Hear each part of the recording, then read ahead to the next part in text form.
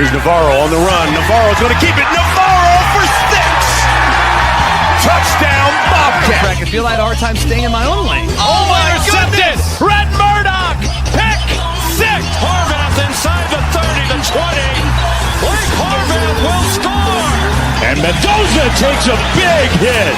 He never saw it coming. Trey White got in there. There's his man, Rucker. And nobody's going to catch him. Goodbye. Intercepted. Tyree Skipper.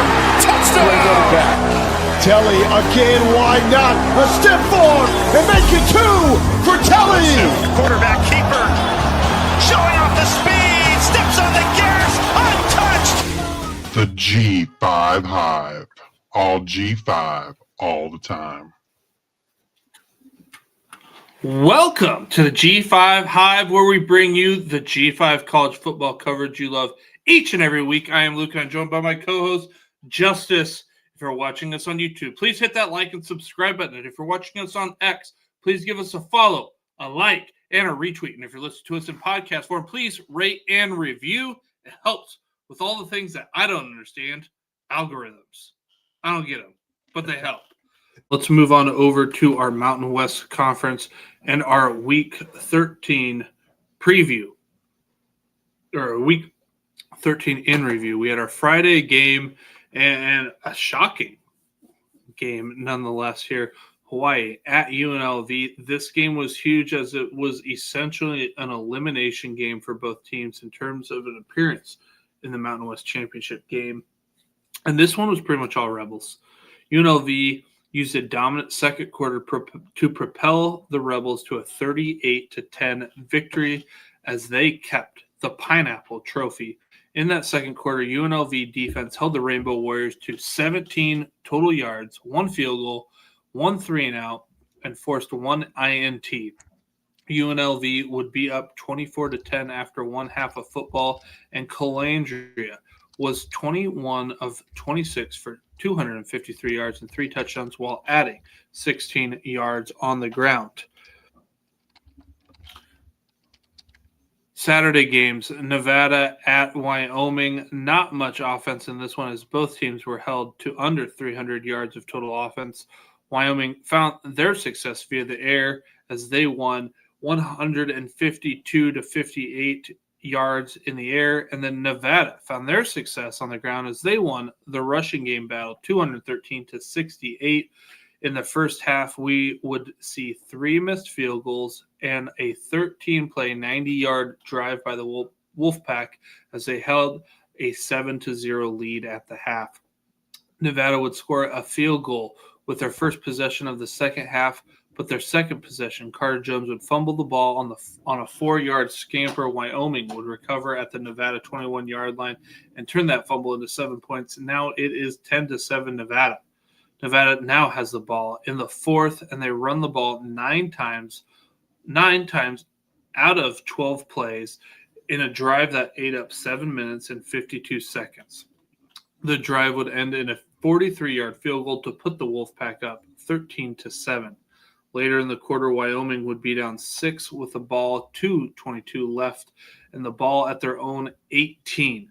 Caden Anderson would move the Cowboys down the field, and it would be 4th and 3 at the Nevada 5 with 23 seconds left. Anderson would find freshman Dion DeBlanc for 4 yards, and the Cowboys would hurry up to the line to spike the ball. 18 seconds left. Now it's 1st and goal at the 1, and Anderson checks it down to Sam Scott for a 4-yard loss. He's still in the field of play, so they get back and call that snap with 2 seconds left, and the pass falls incomplete.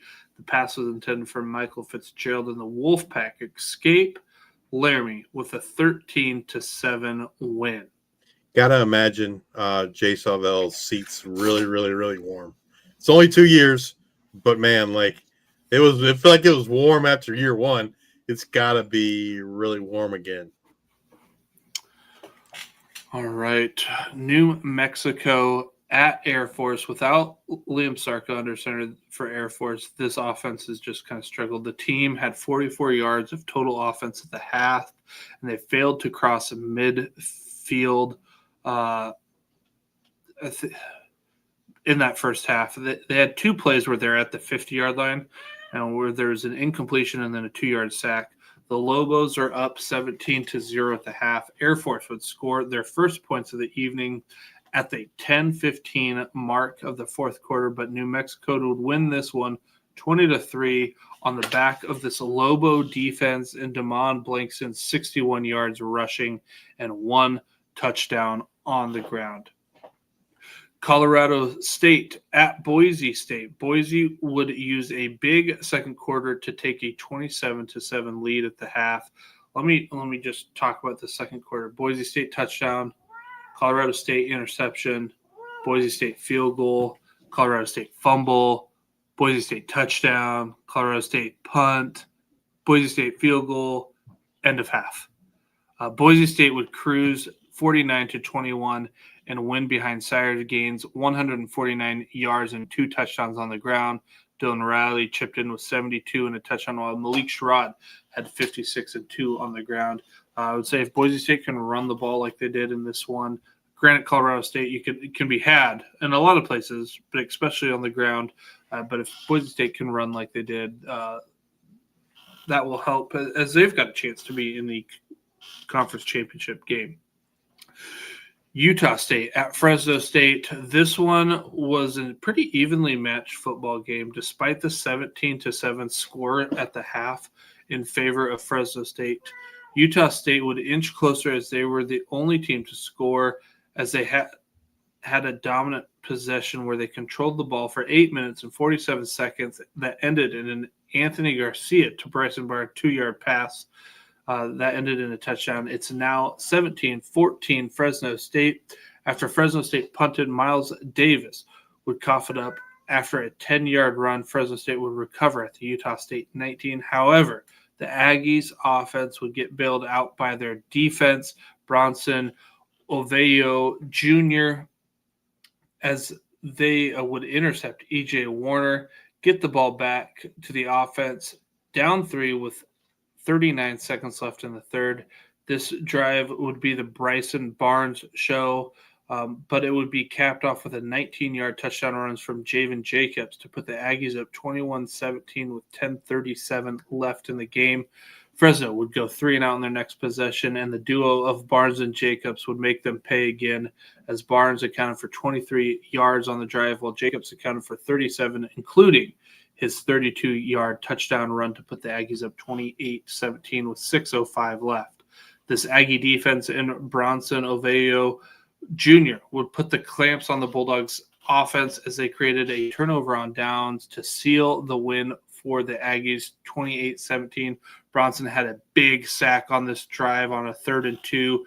It was just huge. Just helped the Aggies seal this one. The Aggies defense shut out Fresno State in the second half, allowing 94 total yards of offense, forcing 3 punts, 1 interception, and 2 turnover on downs. San Jose State at San Diego State. Walker Egan would throw an early INT about 1 minute into the game. The Aztecs would get 7 points as Lucky Sutton rushed it in from 1 yard out, and he continues his incredible season. Like Justice mentioned earlier, Egan would get hurt early on and not make it out of the first quarter, and Tama Amasome would come in relief, and he did pretty good at moving the ball for the Spartans, and they would find a lot of success on the ground. However, their kicking game did not help them, as Matthias Brown would only go 1 of 3 in the first half. Other than the drive set up by Egan's interception, the Aztecs really only had one, I'll call it good drive, quotations for audio, in the first half, which saw Jaden Denigal run one in from 1 yard out. It was 18-3 San Diego State at the half, but it could have been 18-9. In the third quarter, the highlight was San Diego State cornerback Chris Johnson, as he had a nice sack on a 2nd and 4, as well as an interception. Both defenses played pretty well in this one, as neither team was able to eclipse 300 yards of total offense.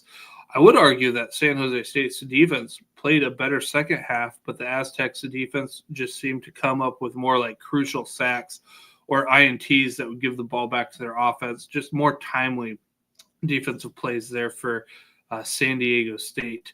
And San Diego State would score the only points in the second half with 2:03 left in the game, and they would go on to win this one 25-3. San Jose State had those 2 missed field goals in the first half, and in the second half they would have 5 possessions and turn the ball over at the San Diego State 34, their own 45 following a 13-yard sack, their own 31, and throw 1 interception and then 1 punt. The San Jose State defense held San Diego State to 89 yards in the second half, while the Spartans only had 104 yards of offense in the second half. Bowl eligibility-wise, we added 1 team. Utah State makes it with their win, so now you got Boise State, New Mexico, Hawaii, Fresno State, UNLV, San Diego State, and Utah State. 7 teams are bowl eligible in the Mountain West.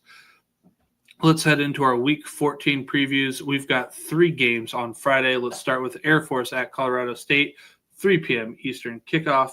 Air Force favored by 1.5 points, over-under set at 46.5. In this one, I anticipate I'll lay the points with Air Force on the 1.5. I anticipate Air Force to have a lot of success on the ground. This game will move pretty quick, I think, but give me Air Force laying the points. I don't know. To me, this is a game I don't even know if I want to watch, right? Especially no Liam Zarka. I think it's a dogfight. Two teams, especially with no Liam, are going to look really bad.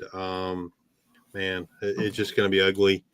I guess if you're asking me to pick something, I guess I would pick the Air Force laying the 1.5 just because Air Force is at home. But man, I think this is not going to be an entertaining game to watch on Friday afternoon. If it makes any difference, Air Force is not at home. Oh, it's in Fort Collins. There you go. I still give me Air Force, I think. I say first team to 17 wins. Yeah, you're right. Probably first team to double digits wins, maybe. I don't know. So, all right, San Diego State at New Mexico, 3:30 p.m. Eastern. This one's going to be a fun game. 2 really good defenses going at it. San Diego State favored by 1.5 points, over-under set at 41.5. I like the under 41.5. Like, it's a pretty low number, but I think I'd be more inclined to lay the points 1.5 with San Diego State on the road. Man, this could be a sneaky good game. I mean, the San Diego State defense is really, really good. The offense is give the ball to Lucky Sutton, give the ball to Lucky Sutton, and give the ball to Lucky Sutton. And that New Mexico defense, I think, is going to key in on Lucky Sutton. I think they're going to force Denegal and San Diego State to try and beat them in other ways other than allowing Lucky Sutton to beat them. I think this game's going to go as it's going to be determined by how the New Mexico offense can play against that really, really good San Diego State defense. Can they get anything going on the offensive end? Man, like, as much as I'd love for New Mexico to win this game, and kind of complete the comeback, if you will, the fact that they're already bowl eligible, like, it's just a testament to the job that that coaching staff has done year one there at New Mexico, and just kind of continuing the trajectory that Bronco had him on a year ago. But at the end of the day, I think I have to go with San Diego State to win the game. San Diego State wins and they're in the Mountain West Championship. So if I'm putting money on it, give me San Diego State and lay the 1.5 points. I mean, that's what I want to say, but like now I'm starting to like. This is going to be a fun game to watch because it is. Without Jordan Napier, if I don't anticipate we see him, so you can really just key on that run game. And Denegal is not a great passer, so I think that like benefits New Mexico. Yeah, it just really boils down to what their offense can do against that Aztec defense. Yeah, yep. I mean, if they can find some success, they can win the game. But man, that San Diego State defense is really good. But like Timothy says, New Mexico's undefeated at home. Can they keep that streak alive? It's gonna be tough. Regardless, should make for a good game. And unlike the previous game, this is one to definitely tune into Friday afternoon. All right. Boise State at Utah State, 4 p.m. Eastern. Boise State favored by 3.5 points. Over under set at 55.5. I feel like I want to take Utah State in the points. That hook there kind of makes me want to do that. Utah State been up and down on the season. Boise State, again, it's going to come down to if they can run the ball. If they can't run the ball, Utah State's, I think, going to find success. I think I'm going to lean with the better quarterback in this one. And Utah State's passing attack, give me the Utah State in the points. Yeah, I agree with you. I think Utah State and the Aggies win this game at home. Give me Utah State and the laying or getting the 3.5 points, I should say. I think they will stop the Boise State running game enough, and Bryson Barnes could have a good day against this Boise State defense. All right. Saturday games, we've got 3 of them. UNLV at Nevada, kickoff 9 p.m. Eastern. UNLV favored by 8.5 points. Over under set at 53.5. That seems like a low line for UNLV, being 8.5 point favorites. I will lay the points to UNLV. Yeah, I agree. They had a dominant performance against Hawaii. In week 13, that Hawaii offensive line was just atrocious. UNLV was only rushing 3 and getting pressure. If they can repeat that against Nevada, it's going to be a long day for Nevada. Anthony Calandria is, like we've been talking about, seems like for a while now. He's got this rebel offense running. He's a dual threat. He can beat you in there. He can beat you on the ground. Got a plethora of receivers. They got Jet Thomas at running back. Yeah, I agree. Give me the Rebels laying the 8.5 points. Especially true freshman in this one at quarterback for Nevada. Like, UNLV is going to have their way, I think. Fresno State at San Jose State, 10:30 p.m. Eastern kickoff. Fresno State favored by 2.5 points. Over under set at 46.5. I'm going to take Fresno State. I'm going to lay the points with them. San Jose State, not the season that we anticipated for them this year. Fresno State, getting E.J. Warner back, I don't know if it helped them all that much. I think it did, but it's rough. But give me Fresno State laying the 2.5. I think the fact that there's going to be no Walker Eggett and that offense, I mean, while Tama Amasoni adds a different layer in terms of his mobility, the passing is just not there for him yet as a true freshman. And so, yeah, I think Fresno State wins this game. I mean, really the only reason to watch this is to see Danny Scudero. I don't think this is going to be a very entertaining game. I think it's going to be an ugly rock fight, but give me Fresno State laying the 2.5 points. All right, and then the last game for the Mountain West is Wyoming at Hawaii, 11 p.m. Eastern kickoff. Hawaii favored by 7.5 points. Over under set at 44.5.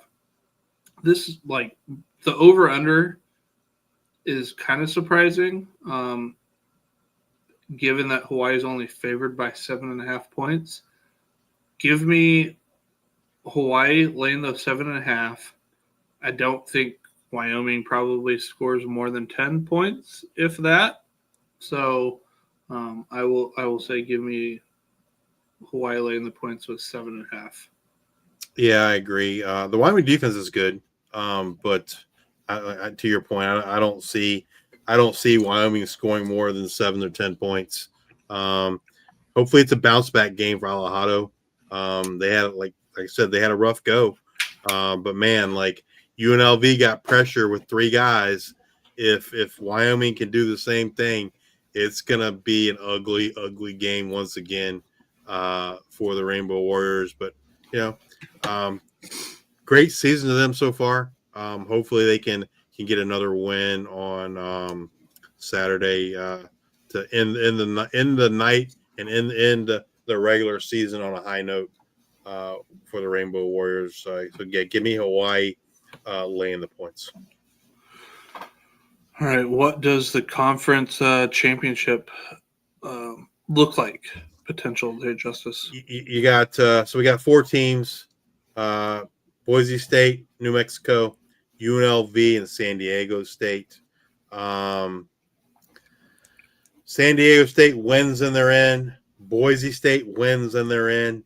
New Mexico needs to win, and they need Boise State and UNLV to lose.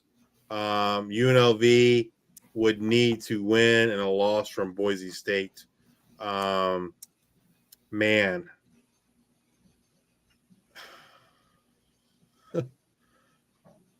I think if I had to pick, I think it's San Diego State and UNLV, because we said earlier I think San Diego State beats the Lobos, and I think Boise State loses. I think that's what it's going to be. But man, wouldn't it be fun if it was New Mexico and UNLV for our friend Timothy here, New Mexico Lobos fan. Unfortunately, that's, if I was to bet, I don't think that's the way it goes. I think it goes to San Diego State and UNLV, and that'll be a fun game to watch because, like we just talked about, that San Diego State offense is basically Lucky Sutton, but that defense might be the best defense in all the G5. I think I would rank them number 1, but that UNLV offense is so good. It'd make for a fun championship game. But yeah, again, if you're watching us on YouTube, please hit that like and subscribe button. On X, give us a follow. If you're listening on Amazon Music, Apple Podcasts, or Spotify, please subscribe and leave those 5-star ratings and reviews. We're so grateful for the immense amount of support we have received, and sincerely thank each and every one of you. Be sure to join us next week as we discuss what happened in Week 14. We look forward to what is coming in Conference Championship Week, and as always, bring you up to date on all the latest news and happenings in the world of G5 college football. Until the next time, we are the G5 Hive.